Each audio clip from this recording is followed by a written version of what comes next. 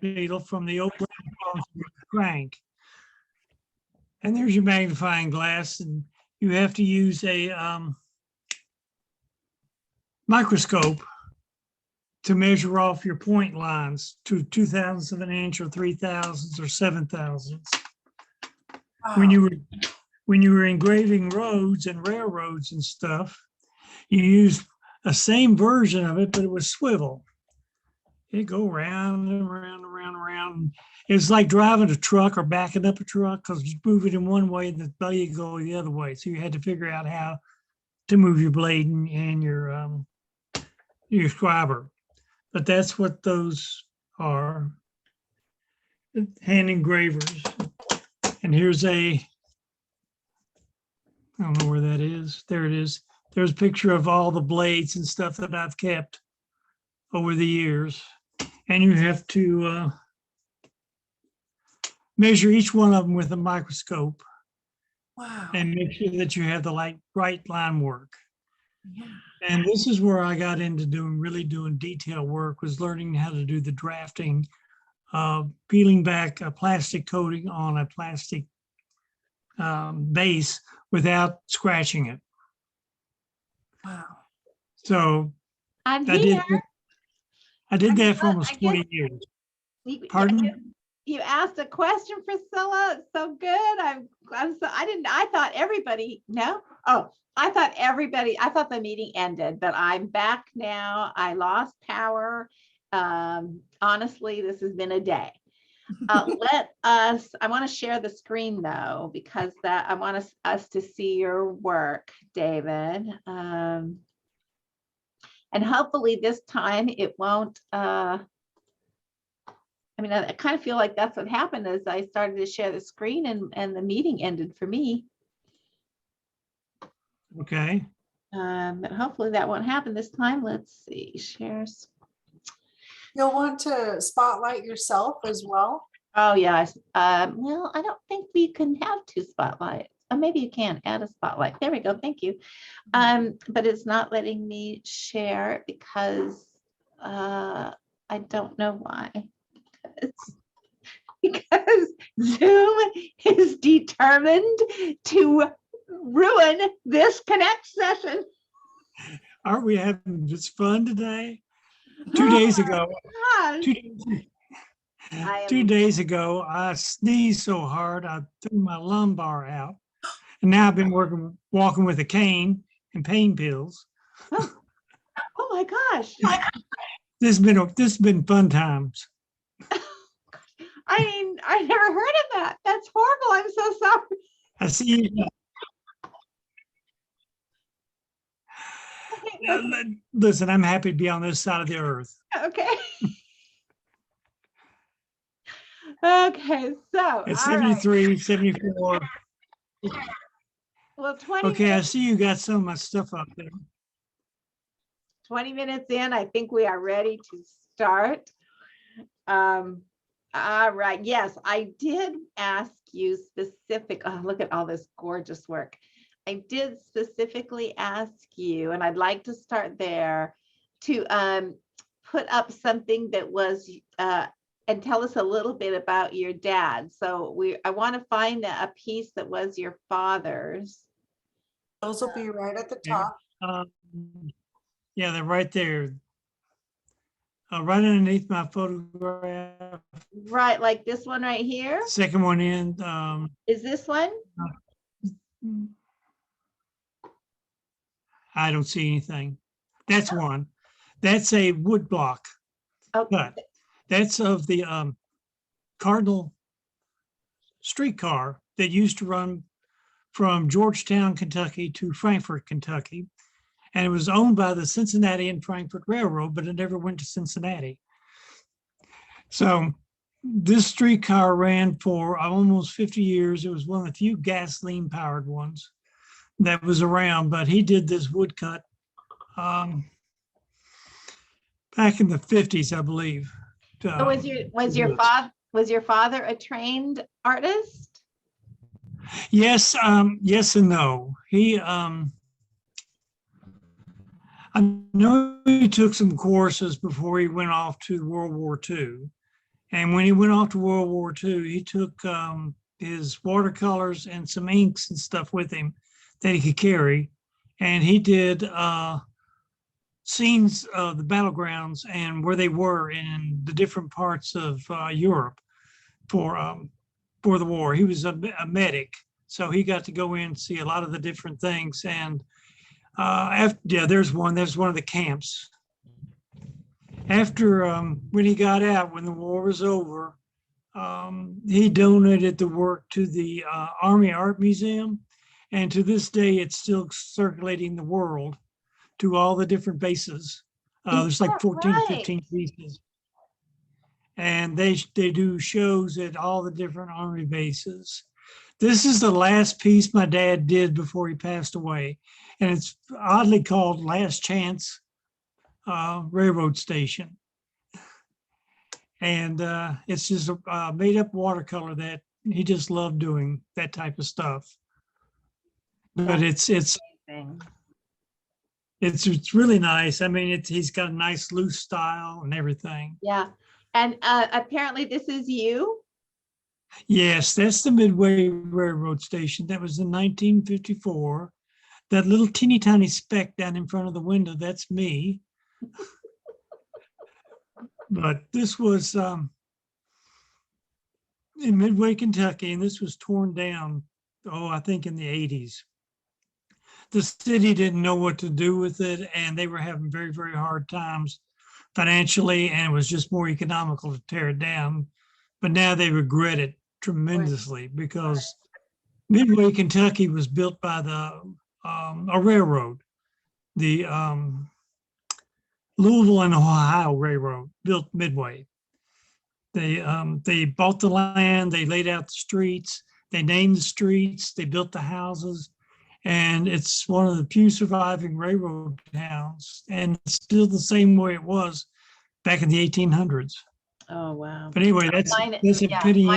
Minus that. So so did you draw as a child? Since your father was an Yes, artist? I did. I didn't put any of those in there. They're too scary.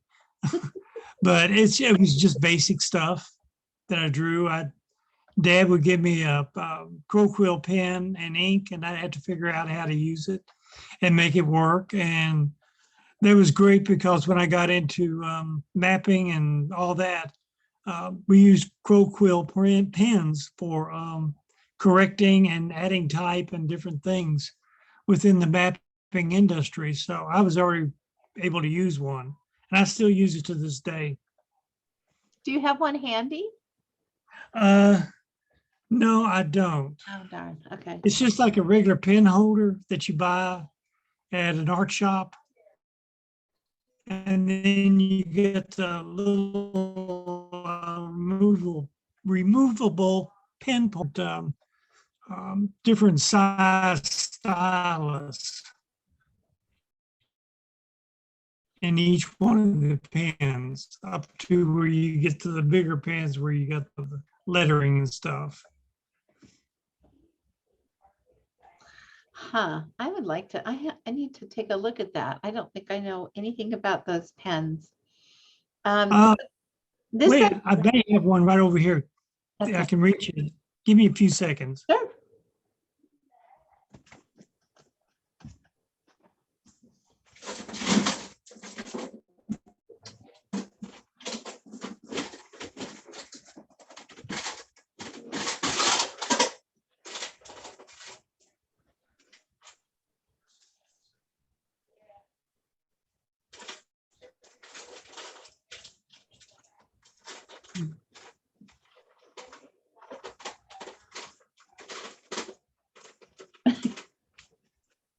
The way this day has gone, he will have lost. There we go.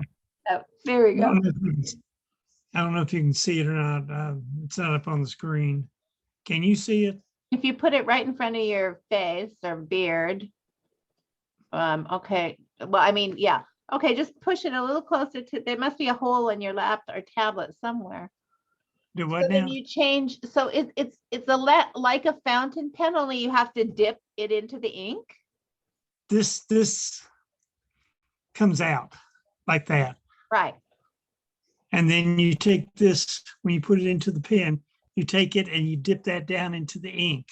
So the Okay. ink goes the little hole on there. Then you have to wipe it gently. And then you start your line. You can go maybe about an inch, inch and a half at a time. Very, very tiresome Yeah, to no use. kidding. Okay, all right. That- Well, listen, that we've was got all this gorgeous work, so we need to talk about that. But I noticed that you said Dorothy Leaves for Oz is the first piece that was in a juried show. So that must Ye- be a pretty early piece.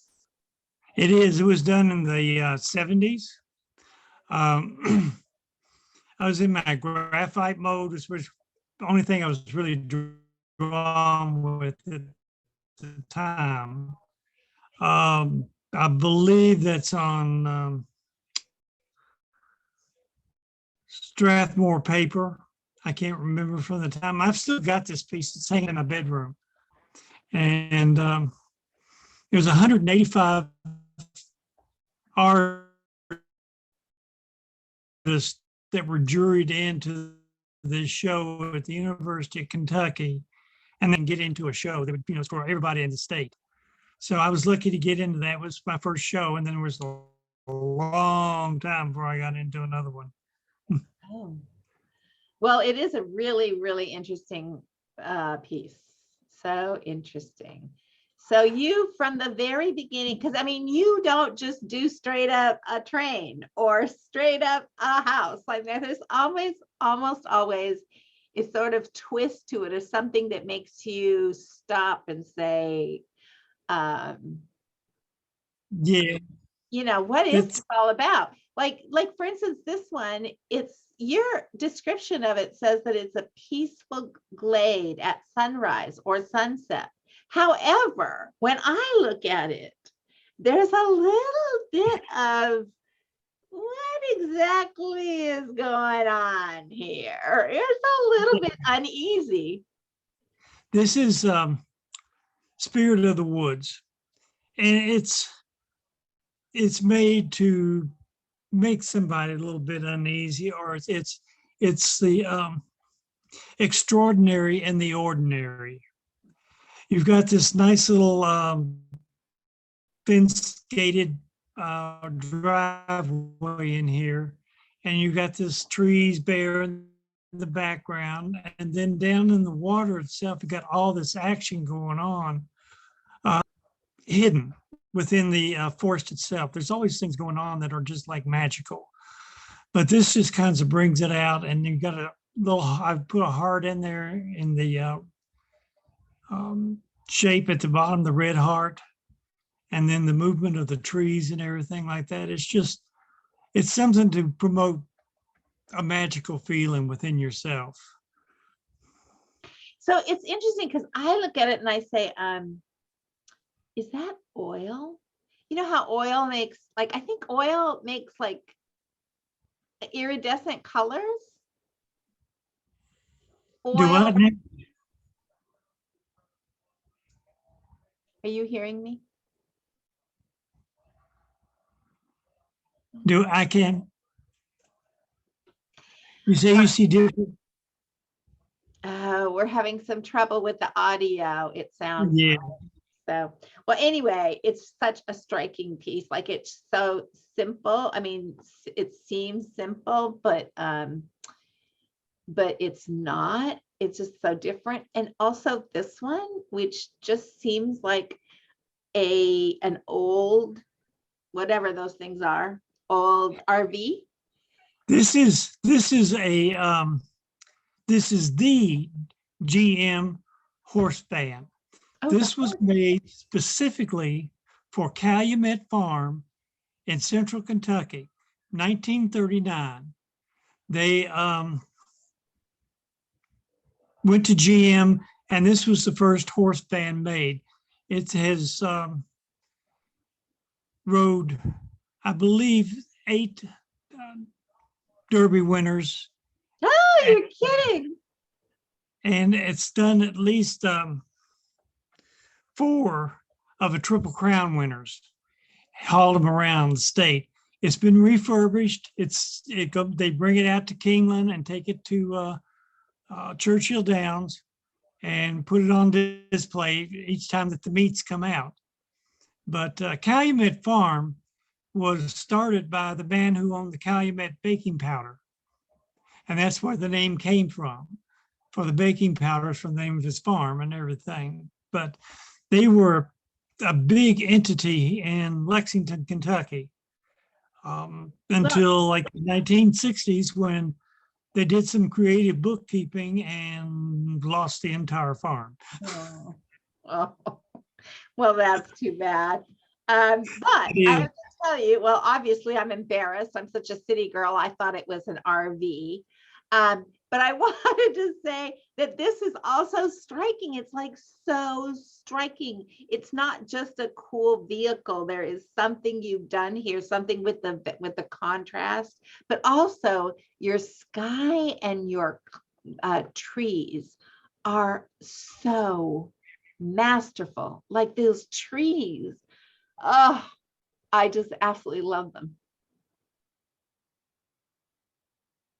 Or a color pencil, and it's more like just like little scribbles and dots on the paper to get it to that thickness. Now the sky, I used watered down acrylic ink on the sky, just put into the blue areas. And then when that was dry, I came back across it with very thin sky blue pencil and true blue, very thin pencils. And if you lay them on the edge, I don't know if you can see that, like this be the edge of the pencil. Yeah. Lay it on the edge and kind of rub it like that. It puts a nice soft sheen on there. And then you can take a cotton swab, a piece of tissue or whatever, and rub that, and it'll just soften it out. But you can actually put very thin over top of inks once the inks are dry, and it'll help bring out the tones and stuff. Well, I mean, everything about this piece I love, but those trees and that cloud, I haven't seen that sort of sky before in color pencil. But so it's interesting that it's not just color pencil, it's color pencil and a watered down acrylic. On what? Do you know what paper? That was done on, I believe, Arches, the 140 pound watercolor paper. Okay. That's what I've been using for a long, long time. Arches. Now, Arches has kind of a, doesn't Arch have kind of a felty, soft surface? Like it's kind of. They're very rough texture. It's really rough. Is that what you're asking for paper? Well, okay. All right. So, I mean, there's so much work. We have to move on. I don't know where to go next. I believe you said that this was something your father had done. No, I see the story. Yeah. Yeah, this was when Dad went off to World War II. They had to put in service just about every train they could ever find in the United States to get the troops to the point to where they can ship them overseas. So they ran the Zephyrs and stuff on the lines coming into Kentucky, which they never ran before. It was only for this emergency. This is the Zephyr that my dad rode and got up to Chicago. That's Chicago in the 1930s or 1940s. And this was an old postcard that he had that I found amongst his possessions, and I researched it, and there was no copyright or anything on it. So I changed it out. I put the train in there in the buildings, and then I added the ink sky into it. But that's the train that ran from Chicago to Cleveland, Ohio, the Mercury. I love this. Can you give us a little understanding or maybe a little peek into like what made you I mean, the sky back there is clearly the colorful part of the sky, you know, like where do you get the idea? Do you try different things, or like how did that colorful sky come about? Okay, mistakes were made.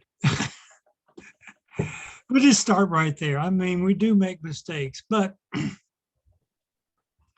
when I was doing this piece, as I got further and further along with it, I knew it needed something more dramatic into it. Oh, by the way, there's 1,781 windows in this piece. I am so anal at times. I just had to count all the windows. But it needed something a lot more dramatic. And since it was set back in the 1930s or 1940s, it was, to me, it's kind of like a fantasy piece. So I added in some fantasy clouds and a little bit more drama in there. And those were done with the ink, with the very thin over top of the ink again, as far as getting the colors in. And that's how that sky came about. It's just, Well, you said I wanted mistakes, something. you said mistakes were made. So had it started out as something else or? Well, no, it is the angles and stuff. When you're doing buildings and perspective and all that, you can really, if you throw in a line the wrong way, you're going to throw off your entire perspective onto that. And when you've got layers of buildings within a scene, building behind building, behind building, behind building, you've got to create some kind of depth in there. So you separate them out. And some of that got a little messy in there. And so it was easier to add some clouds in there and just more like the, during that time period, all the air conditioning and heating units were mostly on top of the buildings. When you went into a city in that time, the city was lit, buildings were out on the tops of the buildings. But I didn't want to do that, so I just did the clouds. Well, it's fabulous, just a fabulous piece. Oh gosh. There's another one in there, the journey, the train with the clouds in the background. Journey through the mist of time, that's it. That's done. That's another one that's done with acrylic ink for the sky with the very thin, and I think a little bit of Prismacolor over top of that, and then blended right in.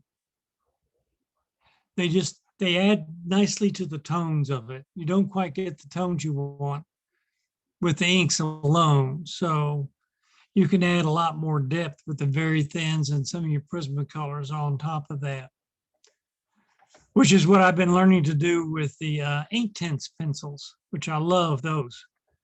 It's using them as a wash. Yeah, aren't they wonderful? Yeah, they are. This piece scares me a little bit. This train was the one that ran from Georgetown, Kentucky to Versailles, Kentucky. And this photograph I took is from 1909. And once again, we're in a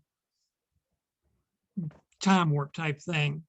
And the scenery around this train as it's set when the photograph's taken, it's pretty ugly. There's a hillside bare and Oh, I see. it's kind of yucky. So I decided, okay, since it's let's just make it a really dream type episode. And it's just a train that's just kind of like traveling through time. You get on the train and off you go. Yeah, so Classine They had a says, movie about that. Classine says in the chat, just love your storytelling, David. And that, that is what you're doing with every piece. You're telling a story. Somebody else asked, Rhonda asked, so much of your work is Americana. Why do you work in that? And you've done a series of Americana with fantasy or sci-fi. Can you talk about that? But before you answer that, if you heard all that, maybe you can point me to a piece that she's talking about, a sci-fi series that I thought was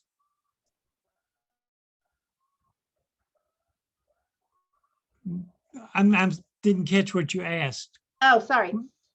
Well, Rhonda said you've done a series of Americana with fantasy or sci-fi. Uh-huh. Can you talk I started about with sci-fi. Really came from. Shoot, sorry, this isn't working, but that's okay. We have so much work to look at here. So this, oh my gosh, this is really something. So simple, and it's almost an abstract. Yes, that's the Cadillac LaSalle hood ornament. The actual I took the photograph, and the photograph is rather plain, but I thought the lines and the shape and just the energy of the piece was what I wanted to draw. How big was this? And 13 by 19. for some reason, I'm drawn to. And do what? I just noticed how big it was. 13 by 19 is big.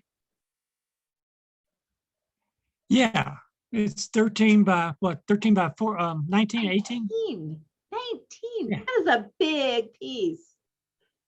Yeah, the one we just saw with Chicago, that was 20 by 24, I believe. But that's a big, very large. But the difference is that this is one simple ornament, and you know, it is almost an abstract when it's done in that big a size.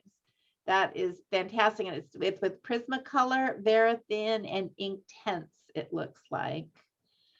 Is there a piece that you would like to talk about? Tell me something about? Any one of them. Any one of them. You're so prolific. There's a Crestage counter here. The Reflections Past is the yellow piece with the old soda fountain counter on it. Yes. It's over next to just next to one of the irises. Yes, I'm showing it on the screen, purple. maybe. Yeah, that one. That's Reflection. I love doing research, and I love looking at old photographs, as you can tell. And Kentucky Digital Library, the University of Kentucky, right there in Lexington, and the Kentucky State and Eastern Kentucky University, which are all located within like 50 miles of each other, combined with the local papers, and they created the digital library of history of everything in Kentucky. And you can go in there and sign in, and you can just take a tour through all these photographs from the 1800s all the way up to now.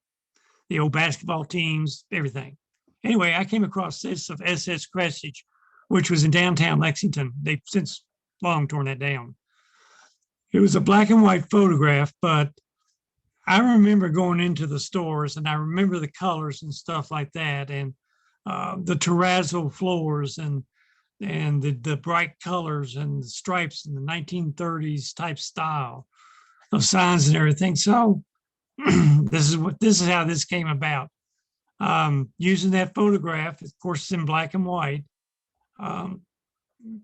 figuring out the different colors that everything is going to be in there. First time I've drawn a mirror.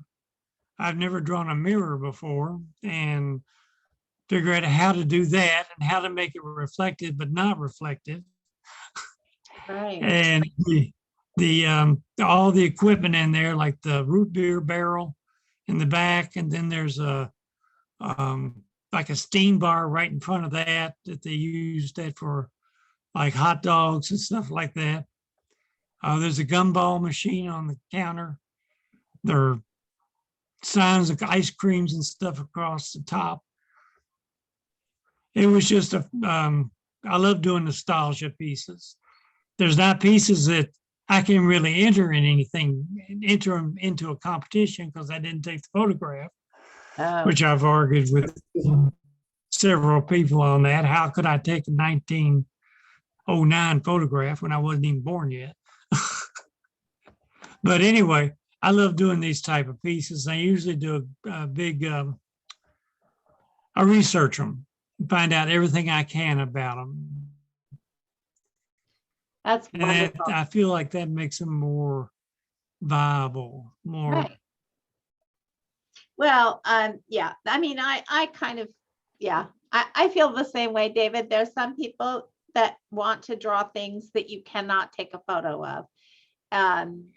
You know, depending on where you live, for instance, or when you lived, which I hadn't thought of.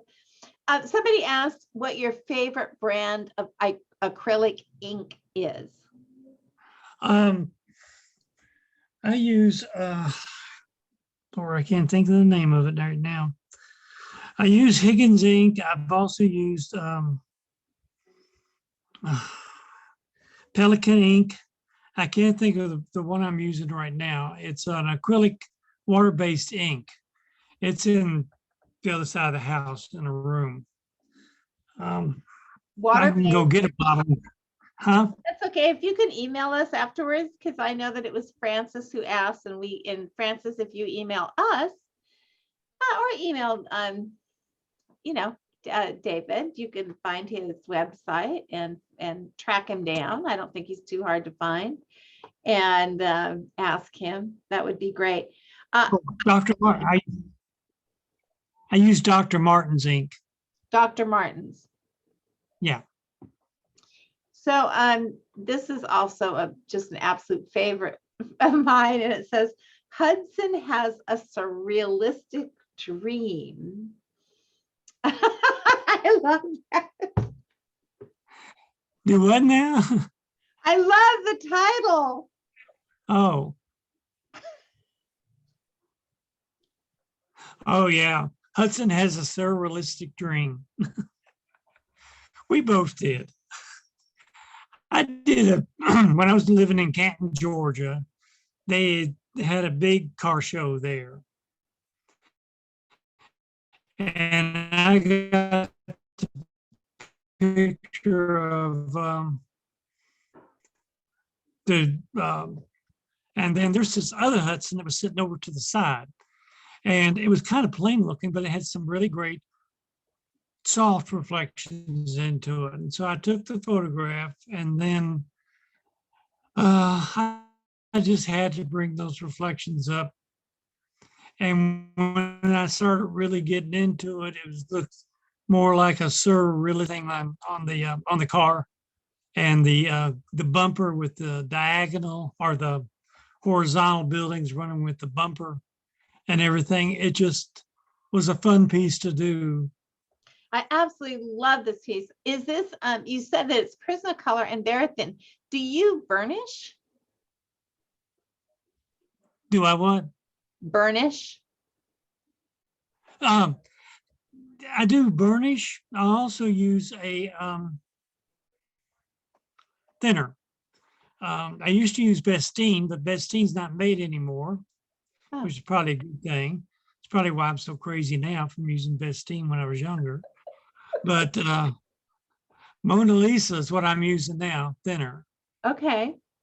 And sometimes the thinner will get you the really nice smooth effect on your colors, get you a nice block of color on there. But there are times when it's really, really tight, and I can sharpen my burnisher pencil down to a super fine point, and I can get into corners, and especially around type lettering and stuff is much easier to do that with burnishing. So I use smudging, I use the ink, the solvent, and I use burnishing. And I also will burnish with, say like I'm using a Tuscan red Prismacolor, I'll use the Tuscan red very thin over top of it to burnish it to get a good clean line at the edge. You know, not that many people use Verithin that much. And you clearly really love it. What's that now? Not people use very thin? Very thins that much. And Yeah. you really do. Yeah, I do. And it was kind of sad to see that their Prismacolor is going to be taking those and just be not sell the individuals that much anymore. We're just going to be selling them in sets. So at some point here, I'm going to have to go in of the different colors I want before I can't get them anymore, except in sets. And that's just not good. No. If you have to buy like 5 sets. Yeah, to you get can't 4. buy a whole set just oh my gosh. Francis says, Verathins are very difficult to get a hold of over here in Spain.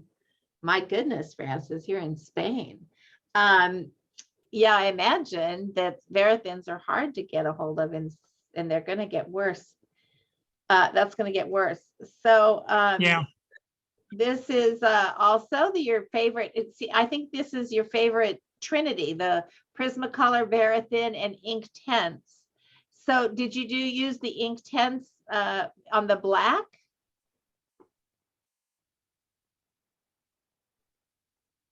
Yes, I did use Inktense on this one. I don't know if you can see it really good, get it up on that, but there's a purple wash over top of the black of the Yes. engine itself. And that purple wash is Inktense. Okay. What I do is I draw a square, just a flat 1-inch square, and just fill it in with my color of Inktense. I take my brush, I dip it down into the water, and then I run it around into the Inktense. So I got the pigment up on my paintbrush, and then I get it to the dilute solution that I want, and then I just paint on there. Very, very lightly, and let it dry and then come back.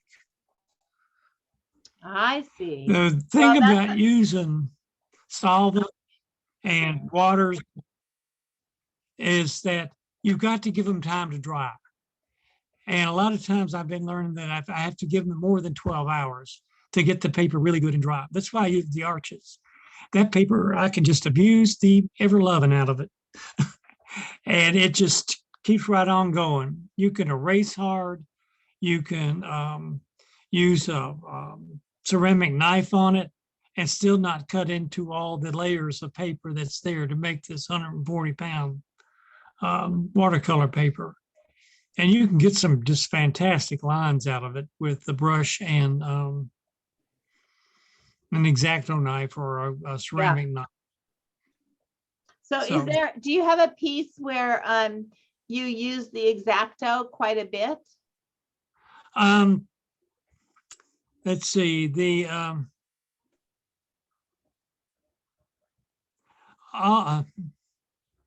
autumn one, the barn sitting out the local, that one, and Namaste, the water piece.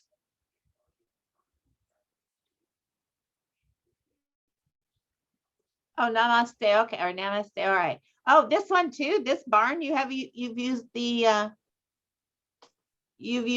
X-Acto with this one. Which one? The autumn morning. Yes, I did. Yes, I used a ceramic knife on that. Now, this is from my years of map making. When we had to do corrections, we had to do corrections with type. And it's a big plastic sheet. That's what you get with all the type on it for all the names of the cities and stuff like that. So sometimes you have to go in and repaint a letter in really, really tiny letters. It's the 2-point type, 4-point type, 5-point type. You have to be able to use magnifying glass and do that. But you also had to use an X-Acto knife and a flat blade to clean off the emulsion. But cleaning off the emulsion, you had to just not cut the plastic underneath it. You could only clean off the emulsion. And then you could use the black ink and a crow quill pen to put the rest of the letter in as it should be. And then clear fingernail polish over top of it seals it back into the plastic. But when I'm using my X-Acto knife, my ceramic knife, I turn it on the flat side and I get it good and dull and remove some pigment and stuff like that with your ceramic knife, the point. But if you come in with the flat side, go lightly over it, any of the debris that's in that area will just be taken right off, and then a kneaded rubber eraser just rolled right across it will pick up all that debris, and you'll end up with a nice clean area if you need to. And then I used the ink tints, 4 or 5 different colors on this one, as a wash over top of the Prismacolor. So for instance, would you maybe have pulled out with your ceramic knife some of these branches? Yes. And You then would- you would- and then with the ink tints, you might come back in with some golden colors on top of. Right. Okay. Right. If like say you wanted to, I wanted to bring that foreground tree out even more, the one that's sitting in front of the barn. Yeah. I could go in there and clean that out more, and then I can come in there with a one of the ink tints yellows, but some of them are really bright. I can use that and mix it maybe with a little bit of chili or a little bit of the orange and tone it a little bit, but it will make it really pop like the sun is hitting the side of it, like a sunset or a sun. You know, you can do it that way, or you can soften it down and use softer yellows, like with the Prismacolor or the very thins. David, it is 3 o'clock. I want to look at some of these real quickly, but I also have a question here. Somebody is Francis is asking if you've ever used drafting film.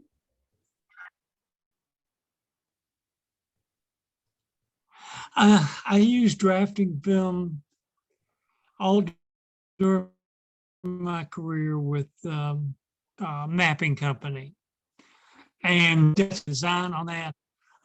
When you first get a map to put together, it's the first thing it's done. It's made into line form through a machine. It gets too involved. But anyway, you got to put all the type and stuff down onto it. After working with drafting film for 20 some years, when you go back into the vaults, it gets brittle. The drafting film will get very, very brittle. It will crack. It will break off like shattered pieces. So you gotta be able to keep that drafting film. These were places I worked that were totally air conditioned with vaults and everything in them. But the material does get brittle. Now with the new products out there, they may have conquered that whole thing. Times have changed. The new Dualar and stuff they're coming out, that may be a they may have bigger longevity on it. But that's one of the things that you need to know about drafting film. So I'm just very sad that our time is about to close. I'm just going to let people know. Let's see. How do we do that? You know There's what? the Hudson. Yeah, I think we are going to put a link to this Padlet on the Connect page, so that if you go to our Connect page, our video page, you'll be able to get to just this Padlet. Or, you can go to David's website, because I mean, look at this stuff. We haven't gotten a chance to talk about it all. I do want to ask you, David, you're so prolific. How much do you work? Well, past years, I've been putting out about 10 pieces a year, but I've slowed down tremendously now. I'm finding that I'm enjoying it more by going slower. Oh. And was able to do more detail. This piece right here, I love this piece. It's one of my favorites. The old iron mule that was all rust. Right now, I'm getting maybe 5 pieces a year out because I'm taking much longer to do them. And I've also got some commissions in there too. So that's slowing stuff down. But I'm happy to have the commissions. I've got the Kentucky National Guard. I'm going to be doing something for them. Oh, So, that's yeah, wonderful. this is that picture is right there. That was Hidden Valley. That is a combination of like 6 or 7 different photographs of a little creek that runs in Woodford County and goes down to the river. I just combine them all together in there. And once again, that's an acrylic sky. That white you see is just the paper itself. There's nothing in there except it's a little bit of blue in there, and then come back with the trees, the toppings, and all that.